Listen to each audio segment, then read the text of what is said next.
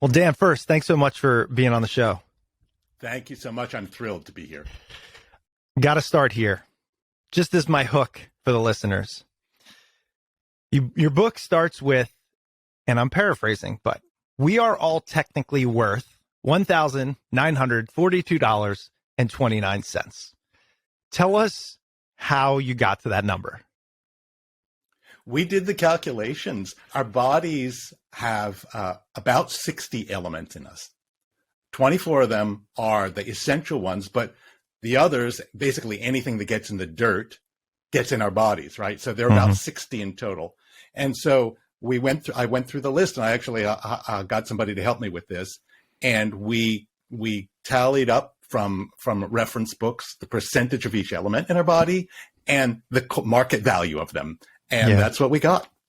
Yeah, it's fascinating. And just to highlight, because I was just going through this for the listeners, you explain things like we've got about a salt shaker worth of salt in us. And I think it was enough chlorine to chlorinate the average pool. And so when we say elements, I think for people who are non-scientific, elements don't mean actually what they mean, which is the things we use in everyday life, such as salt, chlorine, etc., which we contain. It's just a different way of thinking about it. It is. The universe began with hydrogen and protons and helium, but from the Big Bang, hydrogen popped out, right? Those condensed into stars, and in the tremendous heat of stars and in the most powerful explosions in the universe, which are the explosion of stars, supernova, all the other elements of the universe were created. There are about 118 on the periodic table. The heavier elements each have additional protons in their nucleus. And we are made of the elements of life. That is, particular subset of them. Largely, 98% of us is only 6 elements, right? Really? It's hydrogen, oxygen, carbon, nitrogen, phosphorus, and sulfur. Each of those, as I said, is heavier than hydrogen, and together they create chains of unbelievable complexity, and that's what makes the organic molecules that make us. If you go look at a rock, it might have, a few other elements in it, but it doesn't have the same complex chains that make us up. Right. Yeah, it reminds me of a common phrase that many of us listening have heard of, which is this idea we're all stardust. I don't know if that was Carl Sagan or Neil deGrasse Tyson. Do you know where that quote originated? Carl Sagan said, "We're all star stuff." Star stuff. Okay. Joni Mitchell said, "We are stardust. We are golden." But in a sense, that's exactly right. That's what the book is about. My book is about, on one level, how those elements that we're made of were created in stars. And then it traces how we got from the stuff that came out of the stars to the formation of planet Earth, the origin of life, and ultimately to us. And this is a podcast about curiosity and knowledge. So we're kind of talking to our people here. That said, with the complexity of life and everything we have going on, why should people care about the granularity that you talk about in your book, which I find fascinating? Why do we even need to fill our brains with this? It's our ultimate origin story.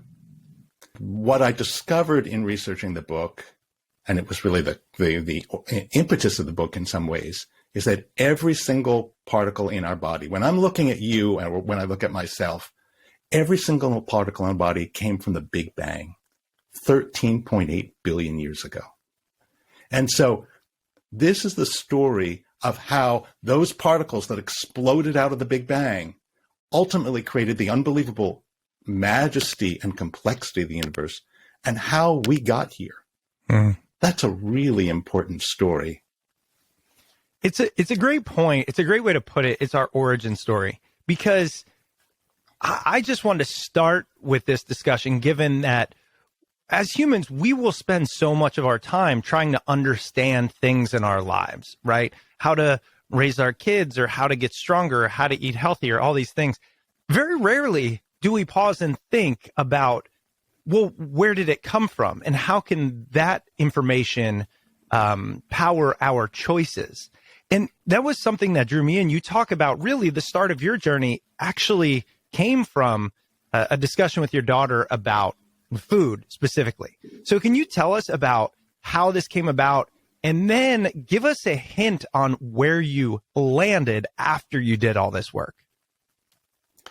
It began with the question when my daughter, as a teenager, was thinking of becoming a vegetarian. Like any good parent, I was wondering, well, what does she have to eat in order to remain healthy? And I very quickly realized that I had absolutely no idea what our bodies are made of, nor do I have an idea where whatever that is came from. And after scratching my head a little bit and Googling a little bit, I discovered that every single particle in our body sprang out of the Big Bang 13.8 billion years ago at the origin of time. That's when time began. And so quickly it became very clear to me that the journey of those particles from the Big Bang to us must have been incredibly, incredibly eventful. Mm-hmm. And, the other part of it, which is amazing, is that we are made of those particles, and we can look back and reconstruct that journey, not just over 100 years or 1,000 years, but over millions and billions of years. And that itself, how we discovered and reconstructed that journey, is also just incredible. Tracing the stories of the scientists and their heartbreaks and their hard work and their triumphs as they came up with the discoveries that allowed us to reconstruct that journey. That really also is as much what the book is about, and it's full of great stories like that. Yeah, and towards the end of the episode, so this is a teaser for those listening, I want to hear from you after writing the book and all that. What did you determine about how we can live based on the knowledge of our origin? So whether that be food or anything, just want to know how it's changed you. But let's start going down this journey. And your book is done in an interesting way. It's kind of chronological, but not, right. Like you have different sections, and it starts obviously with, to some degree, the Big Bang. So I want to start there because, again, why I do this show is because everybody listening has heard of the Big Bang. And I think we kind of know there was matter and some kind of explosion, and it all shot out, and the universe is expanding, and that's where it all came from. But there's nuances there that you talk about. So here's one of the first I wanted to ask. There was a guy, and I can't pronounce his name. What's his name? Lemaitre? Lemaitre. Georges Lemaitre. Lemaitre. Okay. So he essentially is the one who discovered the Big Bang. And you could tell us about that, but also he brought it to somebody we've all heard of, which is Einstein. And what I don't think I realized is initially Einstein refuted the theory and hated it. So tell us a little bit about how that went and how eventually Einstein got on board and it became sort of mainstream. Yeah, it's a great story because it was a Catholic priest of all people who showed Einstein that he was wrong. Lemaitre was a brilliant physicist who came of age and studied very soon after Einstein came up with this big theory of general relativity. And Lemaitre heard in the 1920s of some observations that suggested that galaxies further away from Earth were accelerating away from us faster than galaxies closer to us. And that suggested to him that the universe was expanding. So he looked into Einstein's theories and Einstein's equations, and he found just that possibility. So he tracked Einstein down because he wrote a paper that everybody ignored. And he told Einstein about it. And Einstein said to him, well, you know what? Your physics is great, but your physical intuition is atrocious. There's no way that that's possible, that the universe is expanding. I mean, for Einstein, it was just too weird to be true. But Lemaitre dug deeper into Einstein's equations, and he realized if the universe is expanding now, a little bit earlier in time it was smaller, a little bit earlier in time it was smaller, and so on. And so by implication, if you go back far enough in time, the entire universe and every single particle and piece and bit of it was contained in a tiny, teeny bit of time and space. Einstein hated that too, right? In part, there was even a sense in which Lemaitre was a priest, and he was, and he was telling Einstein that there was an origin to the universe. It even reeked of a religiosity to Einstein. But he had to accept the evidence. Later, and not too long afterwards, there was much more observational evidence that suggested exactly that. And so Einstein came around. Lemaitre convinced him. Yeah. And do we know before Einstein was convinced where he thought it all came from? Because it's funny, as you mentioned, the religious nature of an origin story, but he must have thought it came from somewhere. He must have had some origin story in his mind. I don't think that was approachable by science. I think people assumed perhaps it existed forever, perhaps it was static, unchanging, but there was no scientific way to address that. It was just the assumption, because the idea that the universe, expanded.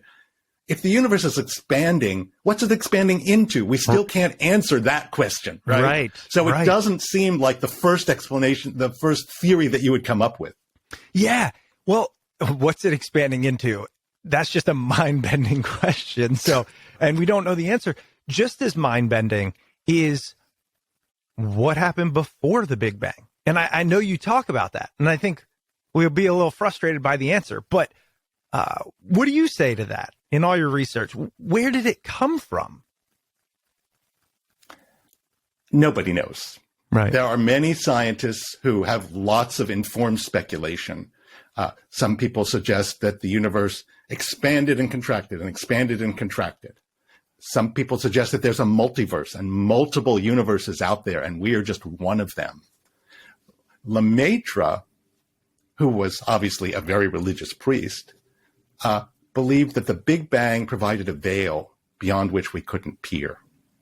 And that's why he saw no conflict between science and religion, because for him, science, he looked to science to understand the world as it is, and religion to provide the path to salvation.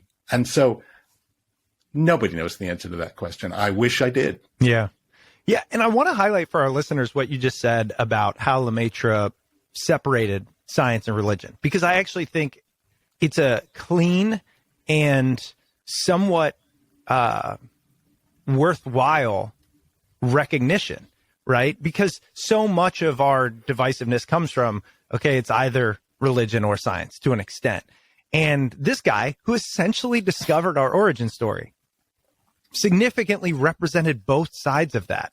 Tell us a little bit more about how he squared that away, especially as it relates to religious texts and the Bible and things like that. In his view, the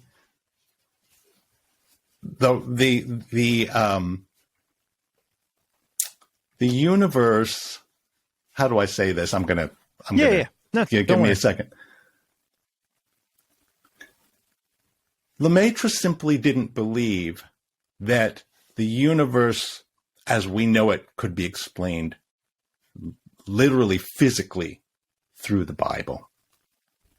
In fact, when the Pope heard about Lemaitre's theory, he wanted to announce at a press conference that Lemaitre and Einstein's had shown how Einstein's theory actually showed that the universe had an origin just like it did in the Big Bang. Mm-hmm. Lemaitre went and visited with him and asked him not to do that. He explained that we can't see beyond the Big Bang. So there are two paths to knowledge, and he chose to follow both of them. He remained a very religious priest for his entire life And yet he was very active in science. And he was not the only person in my book. There were quite a number of other scientists who were very devout and religious,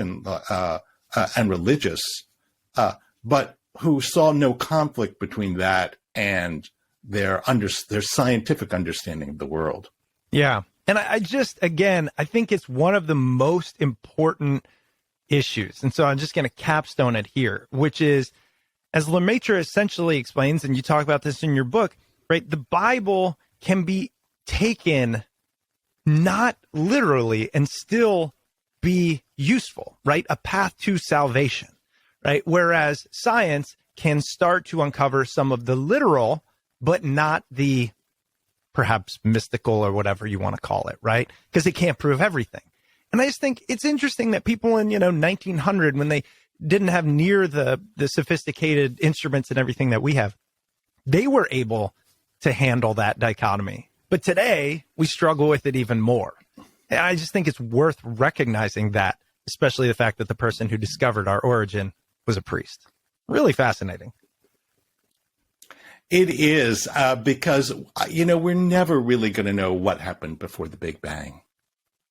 And so there are some mysteries that science simply won't be able to answer. Right. Well, let's hope one day, maybe, we figure it out. I'm with you. So in that story, as we talked about Einstein and Lemaitre, there's something you mentioned that permeates not just your book, but essentially all of history that I find frustrating but understandable, which is Einstein refuted the Big Bang for a couple of reasons, right? But primarily, as you mentioned, it just didn't seem logical to him. And you start off early in the book explaining these cognitive biases.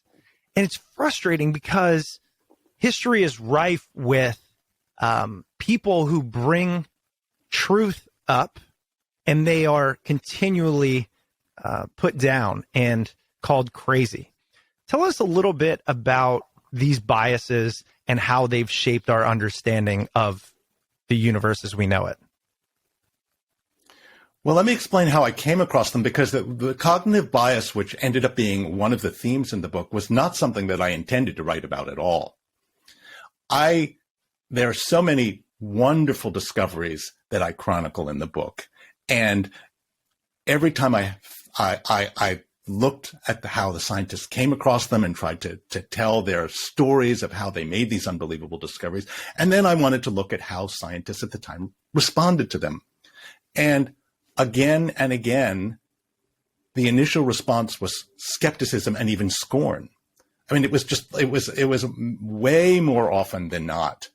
And so when I finished the first draft of the book, I started scratching my head and thinking, why is this? This is just crazy. And when I went back and analyzed them, I found that there were 6 cognitive biases that came up again and again. And I've given them nicknames. Yeah. One of them is the too weird to be true bias. Another one is the if our current tools can't detect it. One of them was the too weird to be true bias. Another one was if our current tools can't detect it, it doesn't exist. There's the as an expert, I've lost sight of how much is still unknown. That's a great one because, for instance, in up to the 1960s, scientists believed that there was no way that organic molecules, and those are the molecules that we are made of, the carbon, hydrogen, oxygen chains that we are made of, they didn't believe that they could possibly exist in space because space is full of cosmic rays and X-rays and other things that would destroy long, fragile molecules. So they had good reason. Mm-hmm. What they didn't realize until one scientist by the name of Charles Towne decided to look for them and immediately began to find longer molecules in space was that a vast cloud of molecules could be so large that the molecules on the periphery protect those on the inside from being destroyed. The reason why that's so fascinating is that now we realize that the universe is permeated with organic molecules. And that's given scientists a lot of hope, or at least suspicion, that means it's much more likely that there could be life on other planets, because the stuff that life is made on Earth, some of the precursors of it, is found everywhere in the universe. Yeah. So, I want to pause you there, because that was something that was one of the notes I wrote down, which is, it's fun to think about the idea that these precursors for life are kind of just floating out there. And if they fall in the right place, on the right planet, etc., it makes sense that there would be other life out there. I mean, given the vast expanse, right? That's what is needed. And so, because everybody wants to know, where did life come from? And we kind of, it's almost too confusing to understand. But I think if the ingredients are floating around and they happen to fall in the right spot, that's a fun way to think about it. It is, and it's given scientists a lot more reason to think that life could permeate the universe. Absolutely. Mm-hmm. Yeah. Speaking of which, it is still astounding that we don't know where life came from, essentially meaning how it's on this planet, right? So that's one theory. The other is kind of volcanoes, I think, or somewhere deep in the earth. What do you think, through your research, what is the most likely? You know, that was one of the most interesting chapters to write, because there's so much disagreement. Let's say in the 1940s, which is not that long ago, we really had no good theories at all. Now we have lots of theories, many of which have very strong points to recommend them. Some believe that life began on the surface of the Earth in a variety of different ways. Some believe that life began on the ocean floor at hydrothermal vents, which were like organic matter factories, they think. But there's tremendous disagreement, and the folks who believe that life began on the life surface think that the people who suggest that it began at the bottom of the ocean are out to lunch, and vice versa. So I don't know that I have an oar to row there. I don't have an opinion, but I will tell you that one of the biggest surprises that I got in the book was when I talked to a well-known geologist, and I asked him, "Where do you think life began?" And I expected him to point to some place on Earth, and instead he said, "Well, if I had to put my money on it, I'd probably put my money on Mars." What? That's exactly my point. I was like, what? Yeah. Right. Well, it turns out he studies the impacts of massive asteroids when they hit planets like Earth. And he was among those who calculated that if an asteroid hit Mars, not all of the area around it would be melted, but there would be huge chunks of rock that would be thrown out of Mars orbit and would find their way to Earth. Scientists have found small meteorite fragments that they've determined did come from Mars. They analyzed them and discovered that they'd never been heated to more than 104 degrees Fahrenheit. And that's like Phoenix, Arizona on a hot day, right? Like that's not going to kill life, right? And bacteria can survive in space. Bacteria have been found to survive over 500 days on the International Space Shuttle. Wow. And so here's the thing. Early in Earth's existence, it was pummeled by huge asteroids that may have completely vaporized the ocean, or at least vaporized parts of it for a long time. Mars was smaller. It had all the same conditions. It had water and all the same conditions that Earth did. But because it was smaller, it wasn't disturbed in the same way as much. So, and life evolved on Earth so quickly that there are many very well-respected scientists who believe it's very possible that microbes, essentially, evolved first on Mars, found their way to Earth, and that's what seeded life here. Wow. So we're going about it. You know, it's funny. We're going about it all backwards. Where we go, I wonder if there's life on Mars, right? And essentially, it's like, yeah, there used to be. It's you. I mean, this is what's so insane, honestly, about all of it is think about the statement you just made, right? Mars, and again, I realize it's a theory, but Mars had life and then asteroids hit it, but they weren't hot enough, so they came to Earth, and we know that they're from Mars. They never got higher than 104 degrees. Even our ability to recognize or understand that scientifically seems impossible, right? All of this leads me to believe one thing, and it's a theory I've had for a long time. I think that the universe, us, what we're made of, we will continually find smaller and smaller and smaller pieces. This is my theory, right? Like it's a wormhole that you can never get to the end of. I know there's scientists that would refute that, but as I was reading your book, the answer I got to was, as we know it, the smallest thing life is made of is quarks. Is that correct? The smallest living thing is a cell. Okay. We're made of 30 trillion cells. Plants are made of cells. That's the smallest living thing that we're made of. But okay, if you ask what's the smallest thing that cells are made of, it's, of course, we know it's made of atoms, it's made of electrons and neutrons and protons, which are within the atoms. But the protons and the neutrons are made of even smaller particles called quarks. Okay. Those are the smallest particles in the universe. And there is a sense, because your body ultimately is made of atoms, which are made of electrons, neutrons, and protons. There's a sense in which you're made of something like, 3 times 10 to the 27 electrons, scores more quarks, and scores more gluons, which are tiny particles of force, which glue the quarks together. And that's it.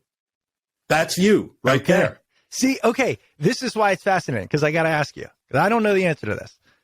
Even though you explain it in your book, I can't understand all of it. Explain to us what a quark is. And there's a reason I'm going down this path. So in the best way possible, if that is the smallest part of a cell, essentially, which makes us us, what is that? The best I can answer is that it is a teeny, tiny particle. Like all particles in the universe, it has a spin. It also has a charge and a number of other properties, which I won't go into. Sure. Quarks make up the protons in our cells, in an atom. Each atom, hydrogen has 1 proton, helium has 2, carbon has 6, oxygen has 8, and so on. Those quarks are bound together within the protons. And since the number of protons in a nucleus determines which element the atom is, in a sense, quarks are the building blocks, along with electrons, of atoms. But how big are quarks, or rather how small are they? As I said, 30 octillion in your body. They are smaller than small. Right. And the reason I ask is because, the common idea that we are energy, everything is energy, right? And I know that to be true, but if we say that the smallest part, I think it is me for some reason. If we say that the smallest part is energy, then is there any truth, or are you aware of any truth to, God, I don't even know how to ask this question. If we're all energy, then there's these energetic fields that we can't see. And I think there's implications to our reality because of that. Meaning there's energy transfer and we can feel other people, and there's energy fields that we can't see, but our bodies know of. I just feel like there's so much of the mystical will one day be solved by understanding the energetic nature of life. Have you ever thought about that? Do you have any insight into that? Or is that just a bizarre question? There's nothing that I've heard that suggests that that's correct. Okay. What I do know is that because of the bizarre nature of quantum mechanics, which is the study of the tiniest subatomic particles, we know that all particles are simultaneously particles and waves. And in that sense, everything in the universe is both an energy field and a particle. Don't ask me how. Yeah, I mean, you can ask me how. I don't know. Ask any physicist how, and they'll say, it just is, right? I mean, they can't explain it either. Right. So there is a sense in which everything is both a particle and a wave. But to the extent to which those waves can be transmitted in aura type things or other things, I think that's nothing that scientists has suggested.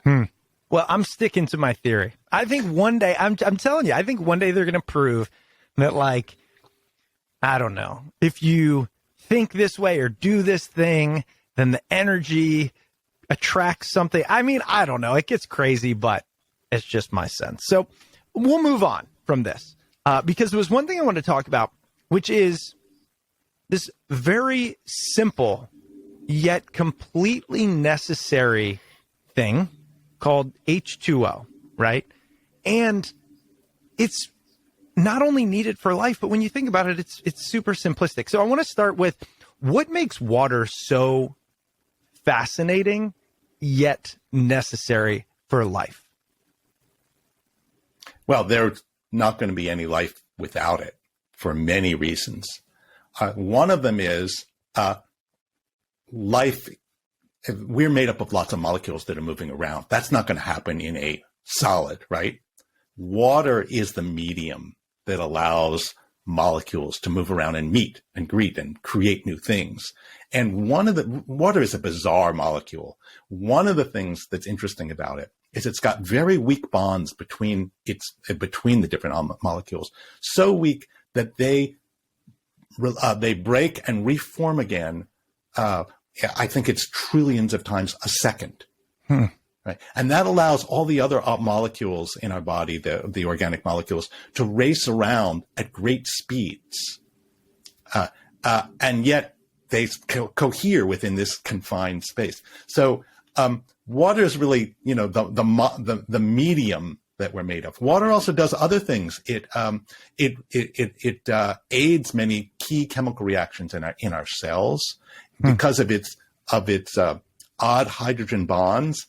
It actually helps DNA and proteins find their shape within the cell. And then there's the ever popular, you've probably noticed that on a pond, when it gets cold enough, ice freezes at the top, not the bottom. If it froze at the bottom and it got so cold, all the life within the water would be frozen solid. Right. The fact that it isn't allows life to survive in the oceans and in smaller bodies of water when otherwise it might not be able to survive. I don't even know how to ask questions about this. It's so crazy. Where did it come from? The hydrogen came out of the Big Bang. Okay. Oxygen was formed in stars. Okay. Huge molecular clouds from those stars were drifting in space. They created, as gravity pulled those molecules closer and closer together, and most of it was hydrogen, that created our star. There was a disk around it of material that created the planets. And in that disk was hydrogen and oxygen, and they formed water.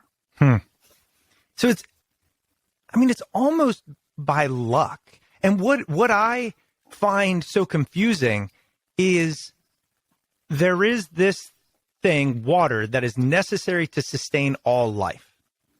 The reasons, many of which you just went through.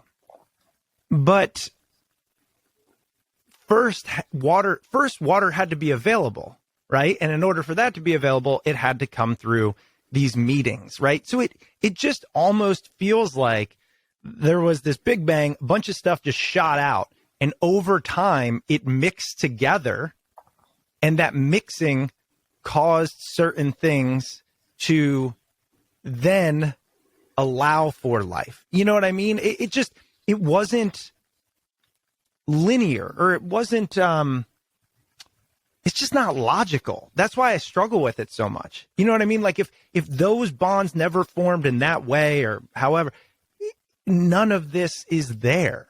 So to say that there are these things that are required for human life, and water being all life, a primary component, it just feels too unlikely for it to occur, for it to exist, and for it to exist in the right conditions. That's why I don't understand it.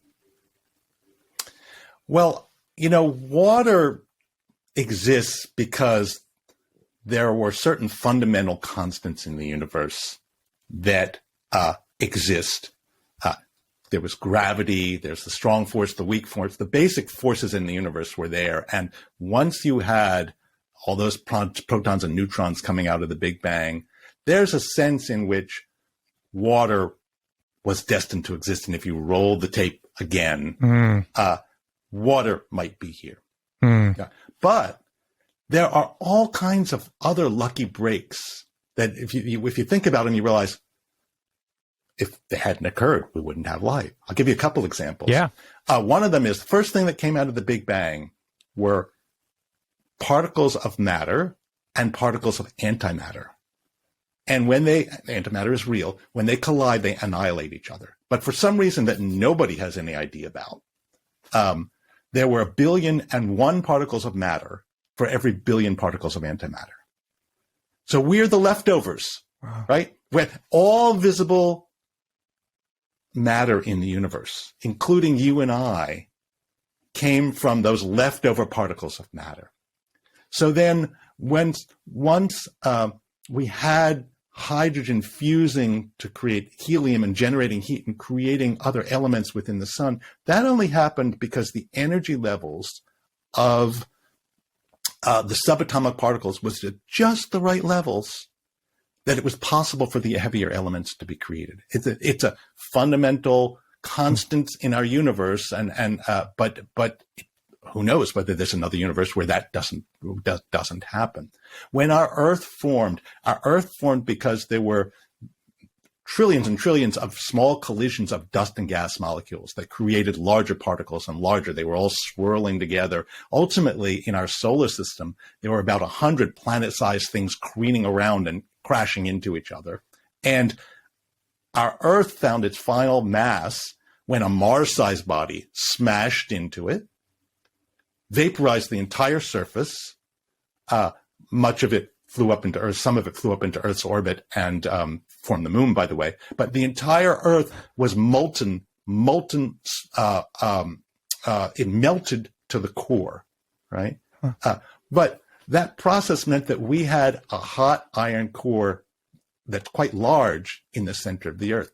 That was a lucky break because that core creates a magnetic field around the Earth that shields us from deadly cosmic rays, which would otherwise destroy organic molecules. Right. Wait, I got to pause you there. So not all, gosh, I'm going to sound so stupid for people who are like well-versed in this, but that's okay. So not all planets have that iron core. Like the makeup of the center is different for all of them. Or for many. I think most of them do have the iron core, okay, because they were all formed by the same kind of huge collision, and they melted, and the iron, which is heavy, all sank them. However, Mars is smaller than Earth. Its iron core is smaller, and that meant that it couldn't protect its early oceans. It didn't have the magnetic field around it to protect it from solar winds. So it lost its iron, a lot of its atmosphere and water, because solar winds came down and split the water. So the fact that Earth was large enough with a large enough iron core, that created a protective shield around the Earth, which is one of the reasons that we're here. So this is fascinating. So before this collision, iron existed in what was known as the Earth, whatever we'll call it, right? This planet. but it might have been more scattered or not in the same place or density or all these things. The collision creates so much heat, we'll just say, that everything is now liquid or molten or I don't know, and you can correct me where I'm wrong. And so in a liquid of some sort, the heaviest things are going to sink to the bottom, which is why iron just kind of, it all settled there. And then as it kind of hardened again, it stayed there in the middle. And it just so happens that that thing iron creates the magnetic field, which blocks things out. Is that a, iron for dummies type description? That's correct in all but one respect. Earth, even before it was hit by this Mars-sized body, already had its iron in its core because it formed by other collisions earlier. Got it. But that iron, the collision brought a lot more iron, which sank down and increased the size of the Earth's core. And it's because Earth is so large and has that large core that the magnetic field around it protects us from cosmic rays. This is why the fact that it just so happens that iron is the one that is at the core. And it also just so happens that iron is the one that creates a magnetic field. And it just so happens that we need that magnetic field to prevent us from the chaos of the universe is just as confusing as it just so happens that water has all of these properties and it's necessary and it's here. And the reason I'm bringing all this up, and I want to hear, by the way, more of your random instances because these are fascinating. The more I talk to you, the more I'm convinced that the universe was created like a simulation. Because what you're essentially saying is there's a game, there is a space that somebody said, here are the rules. Okay, these rules cannot be broken. And you were talking about some of them, gravity, et cetera, et cetera. So I'm going to put these rules in place. I'm going to throw a bunch of stuff in there and see how those rules determine how the stuff ends up. That's essentially what happened. And there's no way that can just be happenstance. I don't know. That's where I'm coming to. What do you think about that? I wouldn't go where you're going. Good. However, there are a lot of physicists who do think about the possibility, who think about those questions. And even if they're not thinking about a simulation, they wonder whether there are other universes with other fundamental constants where other possibilities for the kind of universe that can exist are extant. Now that is interesting, right? Because then the rules that govern us, it doesn't mean that they're the only rules that exist, right? There are other places where those rules are different. So the simplest term, there could be a place where gravity is not a thing. And that I could get behind, because if you have infinite universes with infinite sets of rules, then there isn't so much, what's the word? Structure as there tends to be here with those rules. Is that what is that what these other physicists are positing? I don't think that they would say gravity is not a thing. Really? I think this is really kind of beyond where we can really speculate. Okay. What we know is that the universe has four fundamental forces and certain kind of molecules, exactly what they would look like if the rules were completely changed. I think that's beyond our speculation. Okay. That's the fun stuff. I love that one about iron and magnetic fields. Do you have another favorite of just kind of lucky happenstance? Well, I think there are a lot more. The one that I find just incredible is the role of photosynthesis on our planet. Without photosynthesis, you and I, none of us would be here. The reason why is that life began some around 4 billion, 3.8 billion years ago. But in the early Earth, there was no oxygen in the atmosphere. Now oxygen is 21%, right? And where did the oxygen came from? it came from life. There's a sense in which life terraformed our planet because bacteria evolved that could photosynthesize. They released oxygen into the atmosphere. And that oxygen did a number of really profound things. First, it rose up high and created the ozone layer, which is protective layer for us against UV rays, right? Which would otherwise destroy our cells and our DNA. But they also made it possible for something else to happen, and that is for new kinds of cells and structures to evolve that could photosynthesize. That could burn energy. How did they do that? Once oxygen was in the atmosphere, they could combine the sugars with oxygen to liberate much more energy than they could otherwise. Wow. So I'm even getting ahead of myself a little bit in the story here. Check this out, right? Your body is 93% a product of photosynthesis.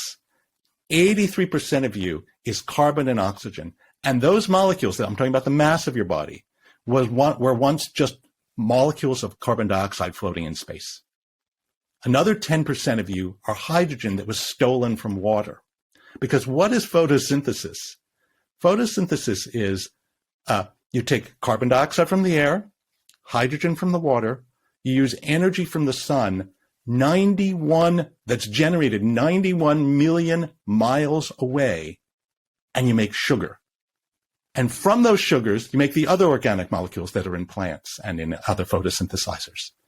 That's really the basis of of much of life on Earth. So think about this. Check this out, right? Before you had photosynthesis, you had single-celled creatures that could live in various places in the ocean, but they had to feed on minerals to get their energy. So they could live in small areas, right? Once you had photosynthesis, photosynthesizers evolved first in the ocean, so they could spread throughout. And as a result of that, it's supercharged evolution. You had the origin of plants, which took over the continents. Now plants are 80% of the Earth's biomass.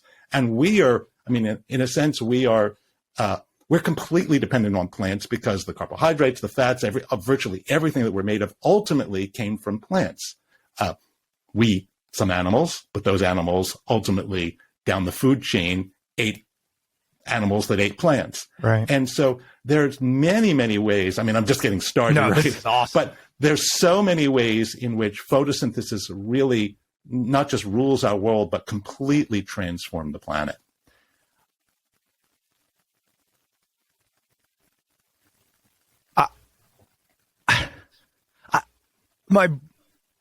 My brain is like exploding. The reason is, so much of my life I've dedicated to healthy food. We live on a little farm. We've got some pretty large gardens. And I've always said this. One of the coolest things is to grow food yourself and then eat it. Like literally walk to the backyard, grab a cucumber and eat it. Me and my kids do it all the time. It's so much fun. And the reason I find so much joy in that is because I've watched myself take dirt, put a seed in there, water it, and come out with this amazing food. And the reason I love that is because I kind of tell myself this story of just really eating sunlight, which is the coolest thing. Even to some degree, obviously it's not true, but the idea of that, your explanation of how that happened, which I'm sure we learned in seventh grade science to some extent, but I don't remember, was so clear, but so powerful on essentially what creates that. And I know you dedicate a large part of your book to that. It's just when you really think about all calories, all nutrition coming from that relatively simple yet impossible equation, it is yet again a description of the complexity of life. I just can't get past it. It is. It's incredible. And that was one of the joys of writing the book. Mm-hmm. When I started the book, I knew almost nothing that was in it. One of the things that I learned, which I love, is when you stopped there, scientists have proposed so many fascinating theories for how we got from particles in the Big Bang to us. And we learned about a lot of them. We learned about the Big Bang. I learned about photosynthesis in high school and didn't really think 2 seconds about exactly. it. Right? But when you stop and you really, really try to focus on, wow, what does that mean? Some of these things turn out to be unbelievably fascinating. Mm-hmm. And it was particularly fun to follow scientists as they discovered these things. Just think about photosynthesis, about the first person who realized this was Ingenhouse, who was a physician in the 1700s, who realized, oh my God, using sunlight, plants transform our atmosphere. I mean, he was shocked, right? And there's so many kinds of discoveries like that in my book where if you stop and think about them, all of a sudden you're just blown away. Right. Yeah, it's a good point. Thinking of it that way, we often think about plants in terms of the food source. Of course, we also know, they help with, because it's becoming so popularized, right? Like greenhouse gases and global warming and all those things. But to actually think about how they do it, and the fact that they take in essentially sunlight, as you're talking about, and then both create sugars, which we can eat, and give off oxygen, which we have to have. Yet again, another miracle, but also just so improbable. Yeah, I mean, you could say that about so many stories in the book, so many points in the book. Let me tell you another one about photosynthesis, which I think is fascinating. There's a sense in which photosynthesis, there's several senses in which we're here because of photosynthesis. One of them is that carbon dioxide is given off by volcanoes. It's one of the primary gases from volcanoes. And if our planet had not had life, there would have been a lot more carbon dioxide in the atmosphere. The Earth would have heated to the point where we probably, like Venus, would have probably lost our oceans. Another reason why we're here, in a sense, is that life has transformed the atmosphere by also taking a certain amount of carbon dioxide out of the atmosphere and lowered the Earth's temperature. Carbon dioxide is a greenhouse gas, right? So if the more of it's in the atmosphere, the hotter the atmosphere will become. Through photosynthesis, carbon dioxide was taken out of the atmosphere, turned into sugars and other products. Animals and really plants and other photosynthesizers were created. And many of those sank to the bottom of the ocean and to swamps where they were turned into oil, gas, and coal, which means that carbon, which was once floating in carbon dioxide in the atmosphere, is now buried in the earth. That has kept our planet cooler than it would be otherwise. Now we're quickly releasing some of that back into the atmosphere. And, we are disrupting a process that's really found almost a natural balance, in a sense, over millions and billions of years. And so if you look at Venus got too hot and lost its oceans. We're not going to get there. Right. But we are tampering with a process that, we would be wise not to mess with. I think that's really important, what you just covered, because for some reason, that's not as much a part of the story of climate change as it should be, what you just talked about. And I'll add on here. Many of the listeners know that I have another podcast. It's on break right now. It's called The Week on Earth, and it's all dedicated to climate change. And there were 2 episodes I did, one in particular that I learned what you just said. And I was surprised I could be almost 40 and not know this, which was when we go clear cut a forest, when we go just chop it all down, we all think, we killed the trees, which trees are good for obviously converting CO2 and oxygen, et cetera. What I didn't realize is that even more detrimental is we are stirring up that dirt, and that dirt is chock full of organic matter that has decayed for centuries. And that organic matter and all these things essentially are re-releasing that carbon into the atmosphere, which we don't talk about. I didn't even recognize how much carbon is just sequestered in our soil, just in the ground through the process you just outlined, right? So the disturbing of that is basically saying, hey, we're going to take thousands, millions of years of time that have pulled carbon out of the atmosphere through this process, and we're going to release it much faster due to human activity. That just doesn't get enough coverage. And I think you explained it in a really simplistic but eloquent and necessary way that I wanted to highlight that. Very cool. Yeah, it really is. I really didn't grasp it myself until I understood in a very basic way that photosynthesis grabs carbon dioxide and puts it into living things. Yeah. And as long as it's not in the atmosphere, the atmosphere is cooler. Exactly. All right, Dan, I know we're over time. I got to ask you, your journey kind of started with your daughter and vegetarianism. And I know a big part of your book towards the end talks about photosynthesis and what's on our dinner plate.